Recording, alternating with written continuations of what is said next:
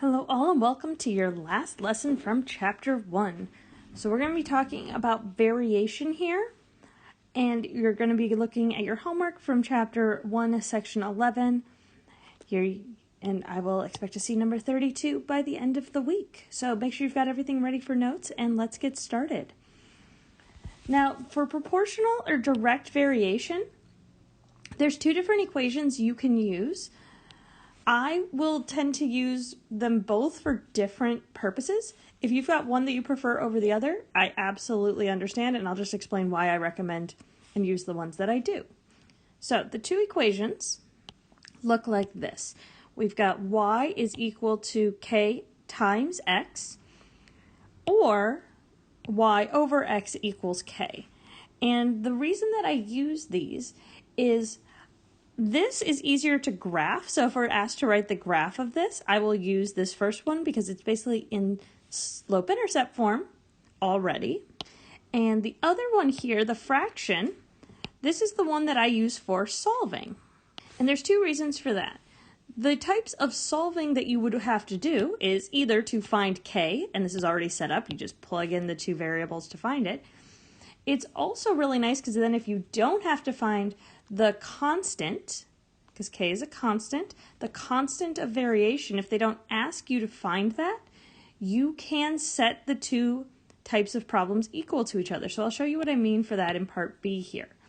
So let's start with number 1. The distance between you and a storm varied directly with the time between the lightning and the thunder. Write an equation.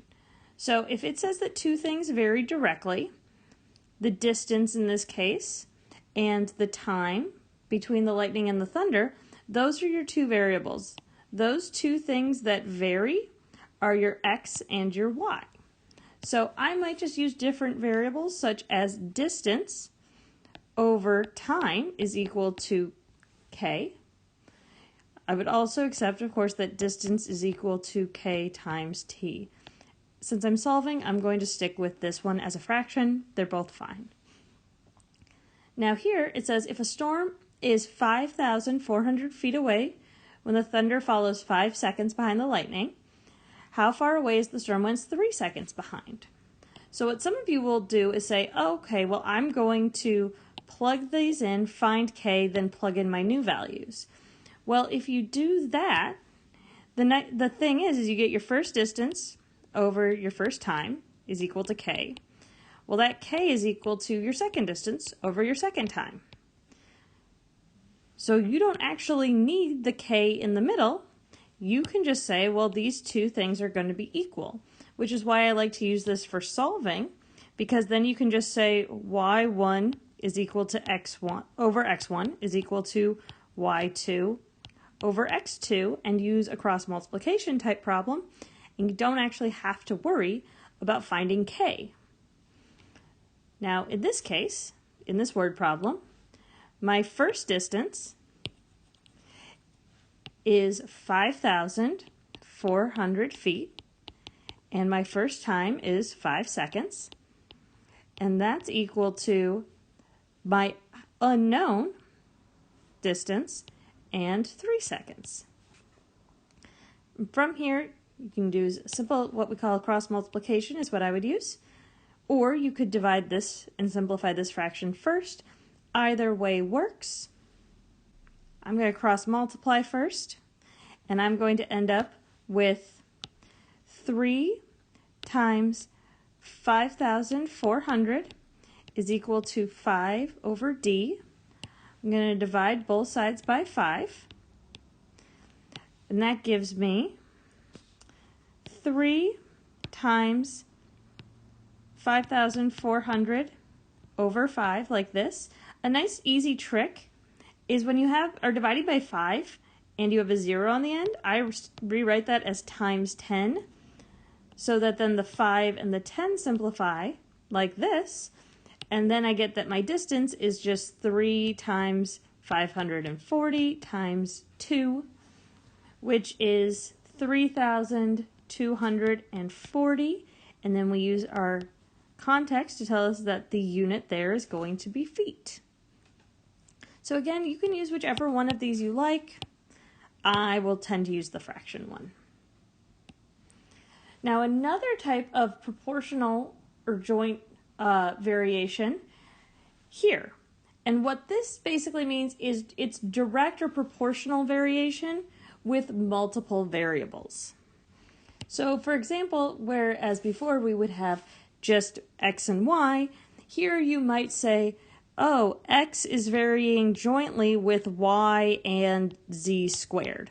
And it's the same thing you set up as a fraction equal to the constant, but you might end up with multiple things in the denominator versus just one other variable. Now, before we get started on the other two problems, I want to talk about the last type of proportional variation, and that's inversely proportional variation. And again, this one does have two formula that you could use. The one that a lot of you might have seen before is that if y varies inversely with x, then y is equal to some constant k over x. And this is absolutely correct. And this is, again, good for graphing. Or you can think of multiplying that x over, and you get x times y is equal to the constant. And again, I'm going to use the second one a lot because then I can say that x1, y1 is equal to x2, y2, and I don't have to actually solve for k. So now that you have your notes on the three different types of proportional variation, let's look at some example problems. So here it says Boyle's law states that when a gas is compressed at a constant temperature, the pressure varies inversely with its volume. So we've got our type of variation, and we have our two variables. So in this case, pressure inversely, so times volume, is equal to the constant. If a sample is, it takes up, so this is the volume, 0.16 meters cubed at 50 kilopascals, what is its pressure when it expands to 0.3 meters cubed? So these are our two volumes. This would be volume 1, and our pressure 1 is and here we've got our second volume, and we're trying to find P sub 2. So 50 times 0.106 is going to equal our second pressure times our second volume, which is 0.3. I'll definitely want to grab a calculator for this. I'm going to just plug it in as one long problem. So I'll divide both sides by 0.3. And when I type it into my calculator, I'll say 50 times 0.106 divided by 0.3, and I'll get 17.6 repeating. I'll always have you round to 3 decimal places. And that's because that's pretty standard for AP tests as well. So in this case, 17.667, and again, we use our pressure unit here, which is kilopascals.